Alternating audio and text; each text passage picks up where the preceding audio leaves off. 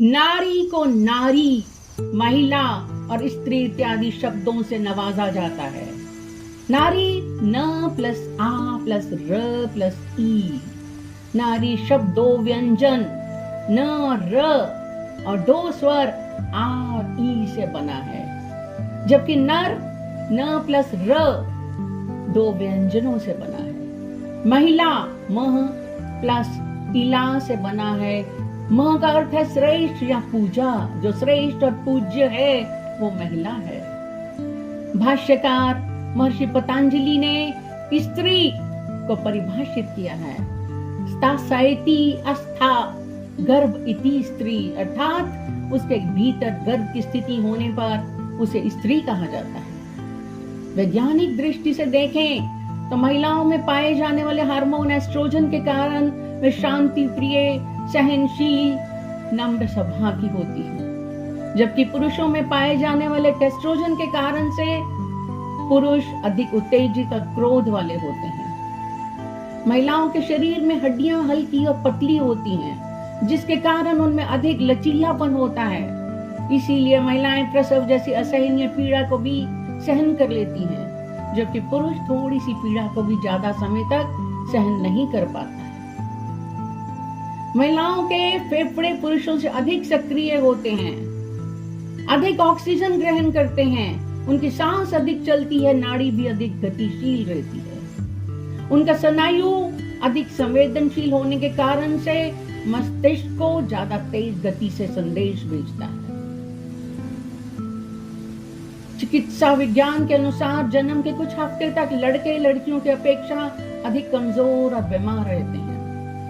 पुरुषों की औसत आयु 60 वर्ष और महिलाओं की 75 वर्ष आंकी गई है। स्त्रियां प्राकृतिक रूप से प्रॉब्लम सॉल्वर यानी समस्या का निवारक होती हैं। बच्चा बीमार है, नौकरानी नहीं आई, पानी की किल्लत है, पति का मूड खराब है, अचानक मेहमान आ गए, ये सारी स्थितियां वो एक साथ पूरी दक्षता से संभाल लेती हैं और किसी को एहसास भी नहीं होने देती। त्याग और बलिदान के आदर्श के रूप में पति महिलाओं की परायणता को देखकर फारसी के कवि ने कहा था, मिस्ल हिंदू जन कसेदर आशिकी मर्दाना नेस्त सोर वतन दर शर्म मुर्दाकार हर परवाना जिस्त। अर्थात परवाना जिंदा शमा पर जान देता है, हिंदू नारी मुर्दा पर जान देती है। हर पतंगे का बलिदान इसके सामने नगण्य है। रात भर सिराने बैठकर बीमार बच्चे को माथा सहलाती है, कभी अपनी नींदों का हिसाब नहीं लगाती, ममता है उसकी। हिसाब से घर चलाते हुए भविष्य के लिए पैसे बचाती है और एक दिन वो सारा धन किसी जरूरत पड़ने पर परिवार को दे देती है।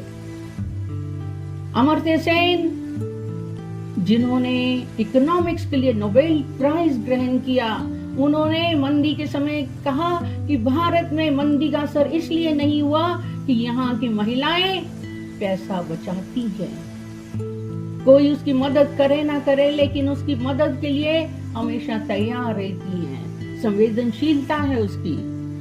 अपने आंसू भीतर ही समेट कर दूसरों की आंखों के आंसू पोंछ कर दिलासा देती हैं। दर्द को समझने की शक्ति है उसकी। अपनों के लिए ढाल बनकर दुश्मन के सामने खड़ी हो जाती हैं। हिम्मत है उसकी। बार बार जाती हैं, जाकर लौट आती हैं। इश्क है, दीवानगी है उसकी। मम्मी, बेटी, गुड़िया, सुनो, दीदी, बुआ, चाची और ऐसे ही अनगिनत नाम रिश्तों के बीच खोई हुई कभी फुर्सत के समय अपनी डिग्री को देखकर स्वयं की तलाश में रहती है स्त्री। स्त्री ईश्वर की गढ़ी हुई सबसे खूबसूरत कृति है, जिसके बिना सृष्टि की कल्पना ही नहीं की जा सकती। ये वो धुरी है जिसके गर्भ में जीवन पनपता है। नारी है, नर की महिमा है, गरिमा है, ममता की मूरत है, अन्नपूर्णा है, कोमल भाषा है, निर्मल मन और स्वच्छ हृदय है। हिसाब से घर चलाते हुए भविष्य का सारा सोच लेती है। इसलिए मैं छोटी सी कहानी सुनाती हूँ। महिला को समझना बहुत मुश्किल है, कोमल भी है, कठोर भी है।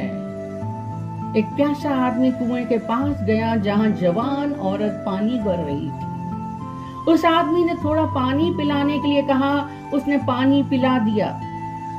पानी पीने के बाद उस औरत से पूछा, आप मुझे त्रिया चरित्र के बारे में कुछ बता सकती हैं? इतना कहने पर जोर जोर से चिल्लाने लगी, बचाओ बचाओ। उसकी आवाज सुनकर गांव के लोग हारने लगे। आप ऐसा क्यों कर रही हैं? आप गांव वालों को क्यों बुला रही हैं? उसने कहा, ताकि गांव वाले आपको खूब पीटें और आपके होश ठिकाने आ जाएं। तब उस आदमी ने कहा, मैं तो आपको बहुत इज्जतदार औरत मानता था। तभी उसने मटके पर रखा सारा पानी अपने ऊपर डाल लिया, पूरी तरह से भीग गई। गांव वालों ने उससे पूछा, क्या हुआ? मैं कुएं में गिर गई थी, इस भले आदमी ने मुझे आज बचाया। यह आदमी यहाँ नहीं होता तो मैं मर जाती। गांव वालों ने उसका खूब आदर सत्कार किया और उसको इनाम भी दिया। जब गांव वाले चले गए तो उसने कहा, आप समझ आया त्रिया चरित्र? अगर आप औरत को दुख देंगे, उसे परेशान करेंगे, तो वह आपका सुख चैन छीन लेगी। अगर आप उसे खुश रखेंगे तो आपको मौत के मुंह से भी बाहर निकाल सकती है महिला। एक छोटी सी कविता के साथ मैं बताना चाहती हूँ, है क्या नारी? नारी को समझ पाना क्या सच में आसान है? मैं स्त्री हूँ, सहती हूँ, तभी तो तुम कर पाते हो गर्व अपने पुरुष होने पर। मैं झुकती हूँ, तभी तो ऊंचा उठ पाता है तुम्हारे अहंकार का आकाश। मैं सिसकती हूँ, तभी तो तुम मुझ पर कर पाते हो खुलकर अट्ठास। व्यवस्थित हूँ, तभी तो तुम रहते हो अस्त व्यस्त। मैं मर्यादित हूँ, तभी तुम लांघ जाते हो सारी सीमाएं। मैं स्त्री हूँ, हो सकती हूँ पुरुष भी, पर नहीं होती। रहती हूँ मैं स्त्री, ताकि जीवित रहे तुम्हारा पुरुष। मेरी ही नम्रता से पलता तुम्हारा पौरुष। मैं समर्पित हूँ, इसलिए अपेक्षित हूँ, तिरस्कृत हूँ। त्यागती हूँ अपना स्वाभिमान, ताकि आहत न हो तुम्हारा अभिमान। सुनो, मैं नहीं व्यर्थ, मेरे बिना भी तुम्हारा कोई नहीं है अर्थ।